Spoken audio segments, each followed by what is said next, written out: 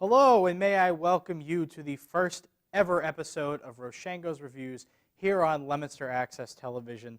I'm your host, Aaron Bolio, and what are we going to be doing on this show?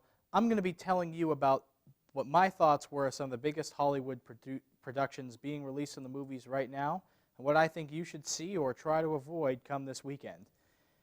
Now, if you're watching this on LATV, you can always go to my YouTube channel, Roshango Media. There you'll be able to see all my content, including some podcasts I might do later on. Now, if you are watching on YouTube, welcome, but I must warn you the YouTube hammer may strike when we're least expecting it. If that copyright strike does end up coming to me, you can always watch me on the Pararock PTV webcast network on the link below. So, how should we get this new show started? Well, I figured if we're going to be talking about movies, why not talk about a company that has affected almost everybody across the world? It's almost impossible to find a living person who has not been affected by a Disney movie at one point in their lives or another. Now, it's important to realize that Disney has worked in different segments. All of them have been monstrous. Some have been kind of more successful than others. One of the first ever Disney movies ever created for animation or any other regard was Snow White, which began the opening to Disney. Its grand premiere, if you will. Snow White, Pinocchio, Cinderella, Fantasia, one of the most famous movies ever in Disney's history came out during this time. Then, kind of beyond the 50s, we started getting a slump. Movies that weren't bad, but definitely weren't as good as the older ones. Movies like The Black Cauldron or The Aristocrats. Then the 90s came with a Disney Renaissance. Movies like The Little Mermaid, Beauty and the Beast, and, of course, one of the biggest animated movies ever made, The Lion King. But they didn't even stop there. Then they began the 3D revolution with the company Pixar, Toy Story, Monsters, Inc., Finding Nemo. Some of those were the biggest movies ever. But now we're kind of entering a new era of Disney, one that's kind of questionable. They seem to be taking a lot of their live-action movies and becoming the new fairy tales. They sort of stopped making 2D animated pictures a couple of years ago after The Princess and the Frog. And although they have made their own 3D films like Frozen and Wreck-It Ralph, they seem to be doing this new live-action thing, which I kind of questioned. They were always known for their creativity and beautiful animation, and now they're being uncreative by taking old movies and taking the animation part out of it. Movies like Maleficent bombed, and other live-action fairy tales by other companies, such as Jack the Giant Slayer and Snow White and the Huntsman, were complete flops in every sense of the word. So, what are they doing now? Well, they're taking their most famous fairy tale, Cinderella, and making that their new live-action movie. Well, what are my thoughts on this new Cinderella? Well, for starters, it's getting a lot of critical praise, which is something the other movies didn't get. Is it well-deserved in my eyes? Well, I think mostly. Let's compare this to the original. The original Cinderella featured the young girl Cinderella being raised by her evil stepmother and the evil stepsisters, making her do all sorts of chores and errands and hating her life until her fairy godmother comes. She meets the prince, he falls in love, and they live happily ever after. Now, in that movie, it did have some flaws that I think this new movie has managed to fix a little bit. In the original, although I do actually very much enjoy the mice from the first one, they took up almost half the screen time, which is not really right. I think the animated mice seem to be more of side character comic relief. This new movie has just made them CGI mice, and although the CGI in this movie is honestly really, really ugly, the mice do seem to be kind of likable. They don't talk at all, actually, in this, but you do kind of sense the character, and they do try to make the squeaks that they make kind of sound like the voice actors from the original. But the focus on this is on Cinderella, which it should be. Now, many of the other changes that they've made is that they have given the prince lines. like actual dialogue, and he is actually a very important character. I don't think he had a single line other than maybe a yawn in the first movie. So we get to know him even better too. Now the characters in this aren't the deep, complex characters that you know from some of the greatest movies of all time. I don't think I'm shocking anybody when I say that about a kids movie, but for what they are, I like them. I think some people might be too hard on how little character they might have had in this movie, but compared to the first one, I think it's a great improvement. Cinderella herself is an incredibly likable character, mainly because of her positivity and optimism. She knows she's in a bad situation. She knows that she's being abused, but she always tries to look on the bright side of life. She's talking to her mice friends because they're the only friends she has, but she's content with that.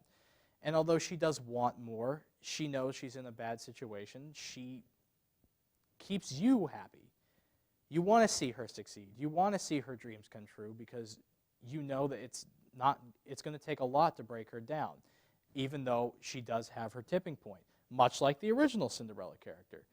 The prince in this is brave and kind and kind of the stereotypical prince things, but compared to the original, I'm glad. And one of the things I do like about the two characters here is they actually have a pretty good connection for what limited character they might have. I sense real chemistry between Cinderella and the prince in this movie. I mean, and it's not just a dance scene. They actually meet beforehand outside the palace in an earlier scene before the ball. And they had a lot of chemistry there too. They seem to kind of work their way into the relationship. And you feel for them. It kind of reminds me of when I was younger and fell in love for the first time. It's one of those young love stories, and I think they do it well.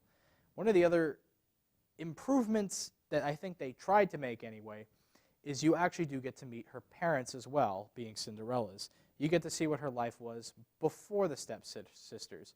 Now, this is kind of one of the bittersweet changes in this movie because the first 10 minutes are dedicated to this, but for starters, it feels very rushed. We don't get to meet the parents as much as we'd like them to. And the other thing is, it is too damn cutesy. It is one of the most child-pandering things I've ever seen. I know it is a kid's movie, but it almost feels like watching the Care Bears or something. It doesn't feel like something a little girl would like. It feels like something a toddler would like. It gets that cutesy. And there's one very contrived scene when Cinderella asks her mother what is watching over them, and she just says straight up, fairy godmother. She doesn't hint towards it, and it really comes literally out of nowhere. And then her death scene is a little tragic, of course, and then the father remarries. After this part, this is where we meet the villains of the movie, the stepmother and the stepsisters, and I actually really enjoyed the stepmother in this. She does get a little over the top with the villain laugh sometimes, but I do really enjoy this stepmother character because she's not just evil, she's kind of manipulative. She sort of starts to trick Cinderella at first and then comes to the point where she becomes this downright evil, controlling stepmother.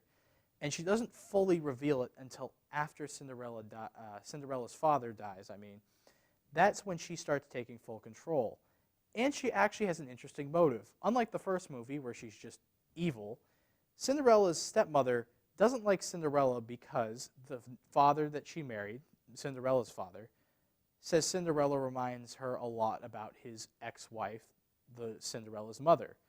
And this angers the stepmother. She can never really accept Cinderella because she just sees Cinderella as sort of this symbol of what her husband's old wife was. I think that's a really clever point, but my problem is they kind of start to lose that halfway down the road. It kind of stops being about that and just kind of about being mean again, which I guess, to be fair, was what the original was about. Now, I think one of the other flaws with this movie, before we wrap up, is that Cinderella has a little bit too much freedom. She kind of goes to the market by herself, and that makes me kind of question things a little bit here. It seems like the house is a prison, and then she goes to the market, and then it's not. there's a lot of confusion in this movie and a lot of things that don't add up. So in total, I'm going to give this movie a 7 out of 5. I don't think it's the greatest thing ever, but I do actually enjoy it more than the original, and I do think it is a step in the right direction for live-action fairy tales. It gives me a reason to believe that we need these movies, or maybe not need, but can at least enjoy them. Now, I wouldn't really recommend it if you're just an average moviegoer. I think it's something more that bring your kids to, or unless you're a real big fan of the original Cinderella and you kind of want to see what the changes are, then go out and see it. Other than that, you can or cannot take it. It's kind of your choice in that matter. So I figured we need to move on now, and I thought for the first episode we should kind of mix it up, put some different genres in. So we're going to move from a children's live-action movie to a adult comedy. Comedy is kind of a loose term in this. The movie I'm talking about this week is Get Hard, the movie starring Kevin Hart and Will Ferrell. Now, this movie is kind of a failure in a comedy, and I always believe that comedy can fail in two ways, especially the raunchy comedy, which this one is. First way, it tells jokes that are so insufferably inappropriate that just don't make any sense, aren't clever, that anger you. It's a joke that you hear it, and maybe if you're not immediately offended, you just absolutely hate the writer for thinking of that joke. The joke is just, it burns you to your core, hatred. And then it could fail like this movie did. It was boring, a boring movie. None of the jokes really affected me one way or another, whether I liked it or disliked the jokes. They just simply were not funny jokes. Boring. Why was that? Well, predictability mostly. What's the movie about? It's about Will Ferrell's character, a big business owner, or not business owner, but big business accountant, I believe. He's definitely in a Fortune 500 company, we'll say. Although his responsibility, I guess, is more of a stock trader. It isn't really explained well. He gets charged with embezzlement scheme and money laundering that was incredibly illegal. Found guilty, going to 10 years in prison, and he's a scrawny white man who has no idea what prison's like. So he hires Kevin Hart to help him get ready and train for being in a maximum security prison. Now, this is where the predictability, I should say, of the jokes comes in. This is where a lot of prison rape jokes come in, and although you might be thinking, oh, that sounds horrid. That sounds like the first way you said a comedy could fail, where it's just terribly inappropriate jokes that anger me. Well, no, it's if you've watched really any prison movie or comedy ever, these are the exact same prison jokes you've heard in all the other movies. Oh, you're going to get raped in prison. I'm going to think of a million different ways to say you're going to get raped in prison, but that's pretty much the only joke in this movie. Maybe it kind of wanders into what prison riot's like or what the guards are going to be like here and there, but it just doesn't really do anything that is new or inventive, and that's what I kind of felt like this movie was going to be like from the start. I could see the executive team think of this movie going, white people like Will Ferrell and black people like Kevin Hart, maybe if we put them in the same comedy somehow, we can get both demographics in. And that's what this feels like. It doesn't feel like a movie. It feels like a movie trailer. One of those comedies that they just put a couple decent jokes in the trailer, see if they can lure people in, and once they have your money, you're yours. You're theirs, I should say. Now, Will Ferrell's character, for starters, really pissed me off in this movie. And to be fair, I think Will Ferrell in general is really starting to overstay his welcome. And I'm a big fan of Anchorman, big fan of Step Brothers, an okay fan of some of his other movies like Talladega Nights. And his novelty is starting to wear thin on me. What's Will Ferrell's character like in this movie? The only way I can answer that question is Will Ferrell. He's the same character he played in Step Brothers. He's the same character he played in Talladega Nights. He's the same character he played in Blades of Glory. Name the Will Ferrell movie, and he played it. The really bizarre, quirky, stupid guy. it's the same thing in every movie, and it's the same thing in this movie, except for some reason, he's a total prick. He seems to be racist, or not as much racist, but heavily believes in racist stereotypes, heavily has a big ego because of his money. He's just an unlikable guy. At least in Step Brothers, there was some kind of fun you could have with him. In Anchorman, he was just so quirky and weird, but had this strange gentleman charm to him. You had to enjoy what Ron Burgundy had to do. But his character in this movie is just such an evil person. Evil might be a little too strong, and he start to go from bad to stupid really quick. But it really runs thin on you. And of course, I don't think I'm spoiling much, but because he's the main character, he didn't commit the crime they accuse him of. And so there's some obvious climax where he tries to reveal himself as the true guy, and really, you don't even believe that he did it, for one reason only, because he's so stupid, because he's playing Will Ferrell. A lot of the other characters in this aren't that great either. There's a gang run by T.I., who's a cousin of Kevin Hart, and almost everyone there is stereotypical gang guys, so they're pretty unlikable. Kevin Hart's wife is really mean-spirited. His daughter's okay, but I think the only character I can really actually enjoy in this movie was Kevin Hart himself. Kevin Hart plays a family man who's never been to prison, so he does something kind of sleazy where he tries to pretend that he's been to prison to help Will Ferrell, but at least his intentions are honorable. He's trying to make the money so he can help get his daughter into a better school than the one that he lives in now, in this ghetto. And I do give credit Kevin Hart that too, that he is probably one of the only people that made me laugh in this movie, mainly because his improv is pretty great. He does some funny things that sort of direct away from the prison rape jokes every once in a while. Then there's some other issues in this movie that obviously don't make a lot of sense. And in a lot of comedies, you can kind of make up for these if the movie's at least funny, which this one isn't. But the plot really doesn't do anything. There's kind of plot at the beginning, plot maybe like in the last 20 minutes, but everything else in between almost feels like a sketch show. Like, here's a sketch of what it's going to be like when a riot happens. Here's a sketch of what it's going to be like in the yard. Here's a sketch of what it's going to be like trying to not be a prison bitch. It gets old really fast, and there isn't a story really in this. And then things really start to just not add up at all. One of the things that really I thought was creative but bothered me at the same time in this movie was they took Will Ferrell's Bel Air mansion, this Beverly Hills mansion, I should say, and they turn it into a maximum security prison. They turn his tennis court into the yard. They turn his wine cellar into his cell. They take his cell phone and put it on a box, and they pretend that that's the phone you get your one call from. There's a lot of creative things in that, but at the same time, you're sitting back going, how is he doing this? How are they affording all this? He got his funding cut off. I don't get it. So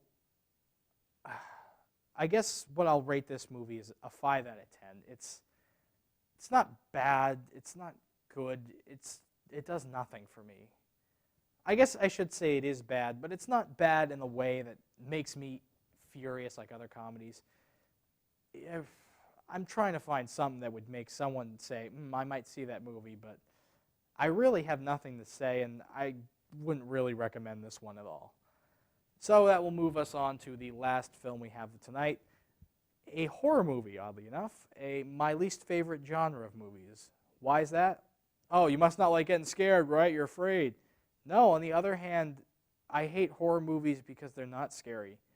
They used to be scary back in the day before we had CGI special effects, but nowadays they're just crappy movies with jump scares and big monsters coming out that you can clearly tell are fake because they're computer generated or some stupid puppet or something along that lines. There's no suspense. There's no tension.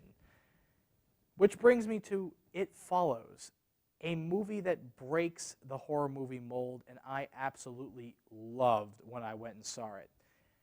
It Follows understands what made older horror movies scary: suspense, tension.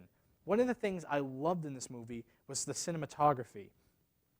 They hold on shots a while, but do some trucks, some pans, some dollies, some zooms, all sorts of camera tricks like that just to keep the shot interesting enough.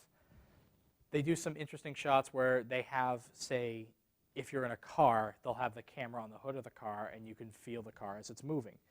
They have shots where they'll do a whole 360 around the entire room, and they're very slow and methodical. These were very well thought out scenes from the director. A first-time horror movie director, may I mention. Now, It Follows, what's the premise of it, for starters? Well, it's kind of a dumb premise, I should say. A girl named Jay gets, I guess what you could call a sexually transmitted curse. She has sex with her new boyfriend, and after the sex, the boyfriend roofies her, brings her to this strange parking lot where he has her tied up and tells her that it's going to be coming for her. It being this strange, bizarre, shape-shifting monster. The monster can take the form of almost any human being, and although most of the time it tries to become scary, takes a sort of disturbing approach, sometimes it disguises itself as someone Jay knows. The trick with this monster is it moves very slowly, methodically walking at a pretty okay pace, similar to this. Now, this monster can be easily avoided because of its slow pace, but it's always coming and cannot be stopped. It's immortal. They've tried killing it several times in the movie, and it just doesn't go down. The only people who can see it are people who it's after or people who it used to be after. It goes after the person who had sex last in this chain of people. And then the only way you can save yourself from it is to have sex with someone else. If the monster gets that person, it will come back against the next person, in the last person in the chain, I should say. Which kind of sounds dumb, but they do this so well, as I said, with this cinematography and some excellent music, perfect music for a horror track. And one of the things I do love with these things combined is that they combine this horror soundtrack and these long, brooding shots, and sometimes, I'd even say most of the time, they show nothing. The shots are kind of pointless, but it still keeps you tense because you never know when something's going to come up. You never know when this monster is going to come. And so when a shot does show the monster, it adds that much more of an impact. And the premise, they do an interesting thing with it. They take this thought that this creature is always coming, and it's terrifying in that regard. It's terrifying to know that no matter where you are or how safe you feel, there's something coming for you always with the intention to kill you. And this drives Jay to madness, which is, I think, one of the other great things about this is the actress who plays Jay does a phenomenal job as we watch her slowly start to sink into insanity after every encounter with this thing, or even just when she's by herself, knowing that it's going to come. And it does something else, too, that I think a lot of horror movies automatically get a check for me if they do this: have an attack during the day. Because a lot of horror movies say that the day is the safe time and the nighttime is where it's going to come. This thing comes anywhere. In her house during broad daylight, she sees it. They go miles away to a safe house and it still comes. There's never a moment where this thing couldn't possibly try and get her. And every time it comes, it becomes more scary because you never know what she's going to do next. And the other thing that I do think they do excellent with this premise is they add sort of this moral conundrum. Now, Jay's a very pretty young girl, and it would be really easy to trick a guy to sleep with her so she doesn't have to endure this monster anymore. But that would be a really terrible thing to do. And it's sort of this, if I do it, I'm free, but I'm cursing someone else sort of thing. And a couple of her guy friends do try to bite the bullet. One of them does find out the thing exists because although it can't be seen, it still is a physical being. And her friends do have an encounter where they try to protect her from it, and do find out it is a physical being. The other friend doesn't, though, and that kind of makes them kind of interesting because you don't know what their intentions are when they say they want to help her. Is it that they really want to help bite the bullet and stop the creature from coming for her, or are they just trying to sleep with her? Something else interesting that this movie does is almost no one dies. Strange for a horror movie, but it's really just kind of focusing on Jane's one thing. They don't have to add a bunch of gimmicky deaths to make the movie work, and the movie does work in that regard. Although, I do have some nitpicks with it. I think for starters, the plot does kind of meander a little bit and doesn't stick to a straight narrative.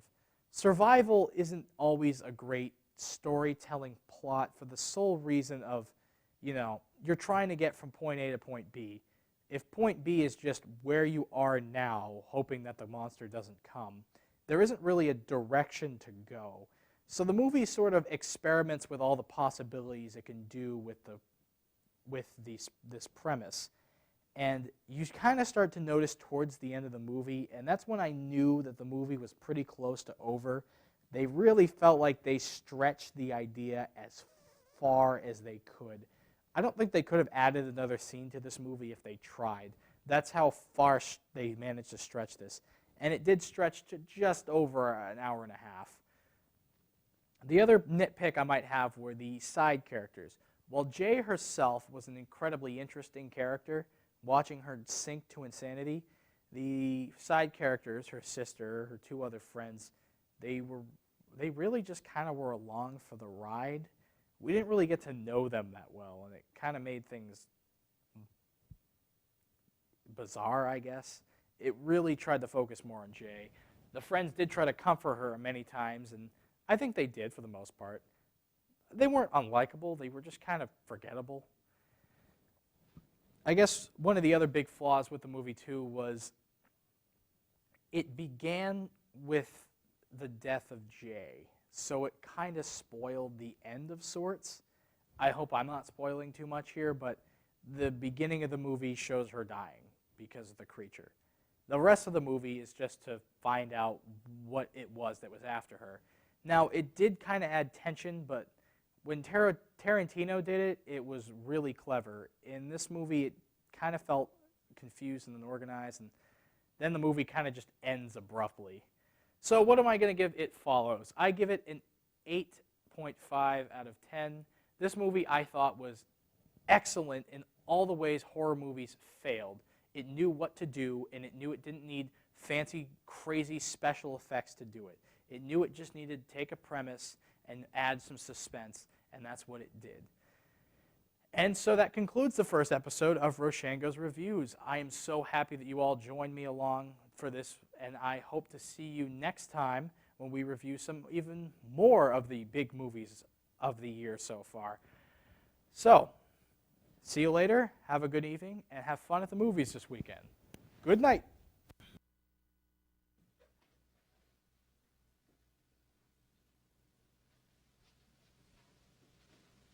You're still here? It's over. Go home. Go.